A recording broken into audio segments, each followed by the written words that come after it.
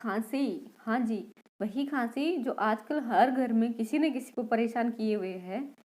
जो हम इतने परेशान हो चुके हैं कि कफ सिरप लेने के बाद भी एंटीबायोटिक ले लेके परेशान हो चुके हैं, फिर भी खांसी है वो जाने का नाम नहीं ले रही है। तो चिंता मत कीजिए, आज हम बात करेंगे कुछ ऐसे उपायों के बारे में, कुछ ऐसे क्या ऐसे द्रव्य लें आप, क्या ऐसी औषध लें जिसकी वजह से आपकी खांसी है वो चुटकियों में दूर हो जाएगी।